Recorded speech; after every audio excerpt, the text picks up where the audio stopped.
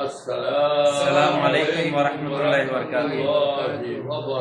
ওয়ালাইকুম আসসালাম ওয়া রাহমাতুল্লাহি ওয়া বারাকাতুহু। সবাই আল্লাহর রহমত ভালো? জি আলহামদুলিল্লাহ। তো শুকরিয়া আল্লাহর দরবারে, আমি আল্লাহর মেহরবানি খুব ভালো আছি। আজকে আমাদের বুখারী শরীফের পর্ব হলো কিতাবুল আতইমা, খাদ্যদ্রব্য, আহার কিভাবে করতে হবে, কোনটা হালাল কোনটা হারাম, এগুলো নিয়ে ইনশাআল্লাহ আজকে বুখারী শরীফের এই হাদিস শরীফ নিয়ে আমরা আলোচনা করব। প্রথমে আমরা হাদিস নিয়ে আলোচনা করবো যে 5373 নম্বর। এর আগে আমরা কিছু কিতাব সম্পর্কে, এই পর্ব সম্পর্কে আমরা কিছু আলোচনা করতে চাই। আল্লাহুম্মা সাল্লি আলা সাইয়্যিদিনা মাওলানা মুহাম্মাদিন নবিয়্যিল উম্মি ওয়া আলা আলিহি ওয়া সাল্লিম। নাহমাদুহু ওয়া নুসাল্লি ওয়া নুসাল্লিমু আলা রাসূলিল কারীম।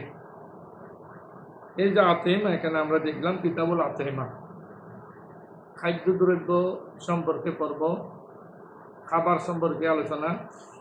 এই আতইমাটা তো আমার বহু বছর, তো আমন হলো খাবার, খাদ্য। এই খাদ্য আল্লাহ এবং রসুল আমাদের জন্য হালাল করেছেন। কুলু ওয়াশরাবু ওয়ালা তুসরিফু। আল্লাহ বলতেন তোমরা খাও, পান করো, কিন্তু অপচয় করিও না, অপচয় করা যাবে না। আল্লাহ তাআলা বলেন ইয়া আইয়ুহান নাসু কুলু মিম্মা ফিল আরদি হালালান তাইয়্যিবা, যে জমির মধ্যে যত রকমের আপনার খাবার আছে, এই ভালো খাবার আছে, পবিত্র খাবার আছে, ওগুলো খাও। নাপাক কোনো খাবার খাওয়া যাবে না। নাপাক খাবারের মধ্যে মনে করেন মদ আছে, শরাব আছে, তারপর শুকুরের মাংস আছে, এগুলো না খাক। মশা খাবার একেবারে নষ্ট হয়ে গেছে মাংস, এগুলো খাওয়া যায় না, এগুলো খাওয়া নিষেধ। ফাকুলু মিম্মা রাযাকানাকুমুল্লাহু হালালান তাইয়্যিবা। অন্য আয়াতে আল্লাহ বলেছেন যে তুমি তোমার ভালো খাবার যেগুলো, এগুলো খাও, হালাল খাবারগুলো খাও। তো হালাল খাবার যদি না খাই, কেউ যদি হারাম খাবার খায়, কিভাবে এসেছে তার 40 দিনই আবাদত কবুল হয় না। তো 40 দিনের আবাদত কবুল না হলে আমরা বাঁচবো কদিন? অনেক মানুষ আছে অহরহ হালাল খায়, হারাম খায়। যেমন আমি একটু উদাহরণ দিলে সবাই বুঝে আসবে। আগে রসুল করিম সাল্লাল্লাহু আলাইহি সাল্লামের জমানায় সিলমচি ছিল, তো পানি ঢেলে কোনো পাত্রের মধ্যে হাত দিতাম আমরা।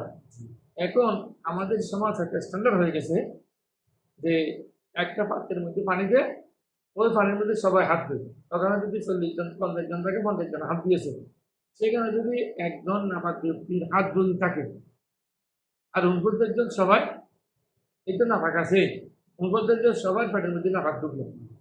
এই জন্য রসুল করিম সাল্লাল্লাহু আলাইহি ওয়াসাল্লাম যা কাজ করেছেন, ইসলাম যা দিয়েছেন, এগুলো সবগুলোর মধ্যে হেকমত আছে। তো হেকমত ছাড়া কোনো কাজ রসুল করিম সাল্লাল্লাহু আলাইহি ওয়াসাল্লাম আমাদেরকে দেন নাই।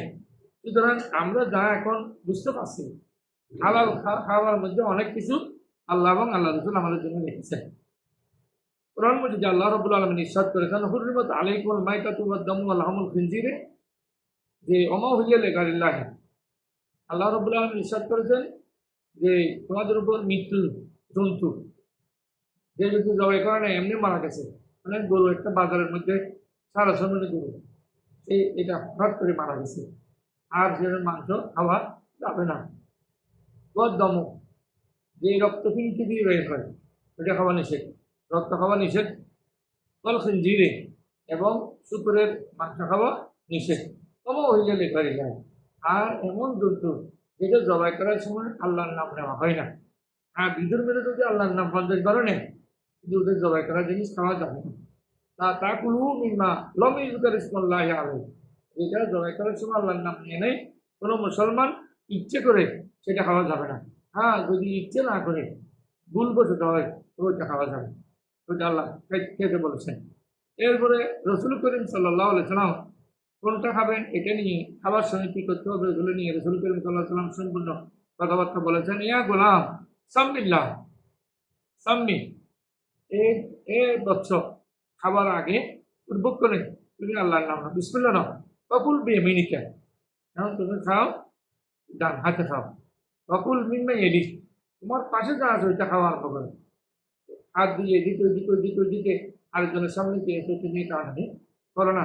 তোমার পাশে যা আছে ওইটি নিয়ে খাওয়া আরম্ভ করলে সেখানে আল্লাহর রহমত আসবে। রসুল করিম সাল্লাল্লাহু আলাইহি সাল্লাম আর ইরশাদ করেছেন ইজা আকালা আহাদুকুম ফালিয়াকুল বিয়ামিনিহি, যদি কেউ তোমাদের মধ্যে খাবার আরম্ভ করে তাহলে ডান হাত দিয়ে খাবে। অনেক মানুষ দেখে চা খায় বাম, চা পান করে বাম হাত দিয়ে। এটা কিন্তু কখনো ঠিক নয়, এটা করা ভালো নয়। বাম হাত দিয়ে খাওয়া ঠিক নয়। হাদিস শরীফে এসেছে কানা নবী সাল্লাল্লাহু আলাইহি ওয়াসাল্লাম ইয়াকুলু বিসালাতে আসহাবিয়া। রাসূল করিম সাল্লাল্লাহু আলাইহি ওয়াসাল্লাম 3 আঙ্গুল মোবারক দিয়ে খানা খেতেন, 3 আঙ্গুল দিয়ে। আর আমরা তো অনেকে খাই এমন করে, আরেকজন দেখলে মানুষ খাবার খেতে চায় না, 5 আঙ্গুল দিয়ে খায়, প্রয়োজনে আরো একটা আঙ্গুল বাড়াতে চায় এখানে, খাই না এভাবে, খাই এইভাবে খাই। মা আবার নবী সাল্লাল্লাহু আলাইহি ওয়াসাল্লাম তো আমার করতো।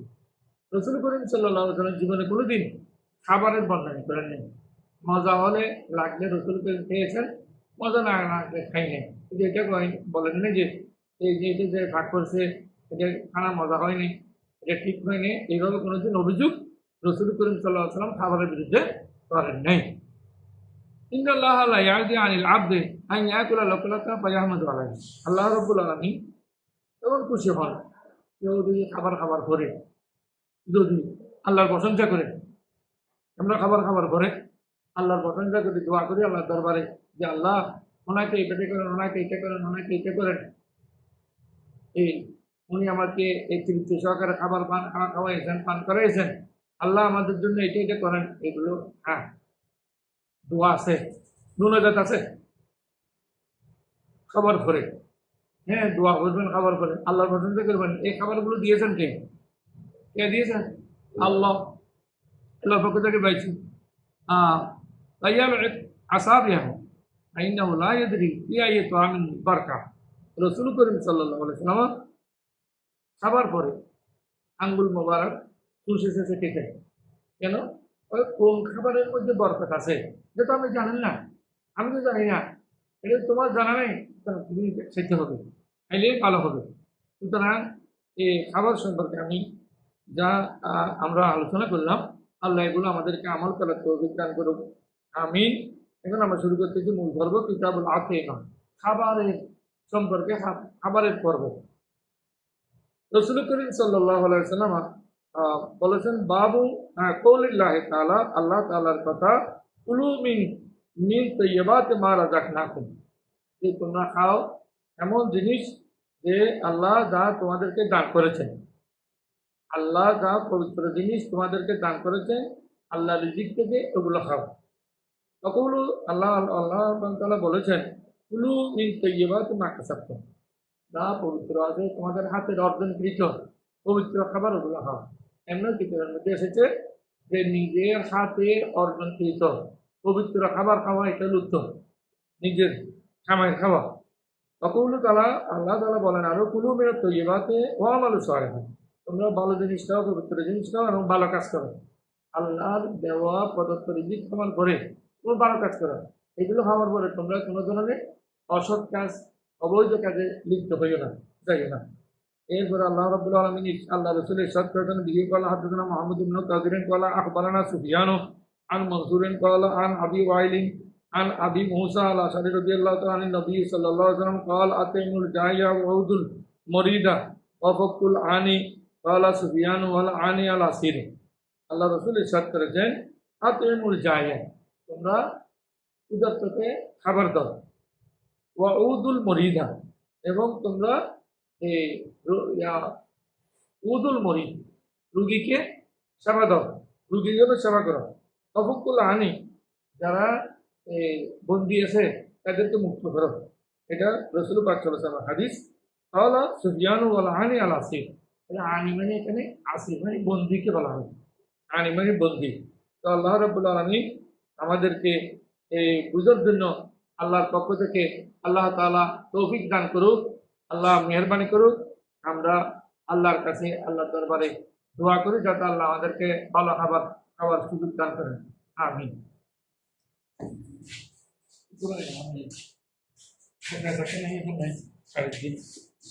বুঝলেন?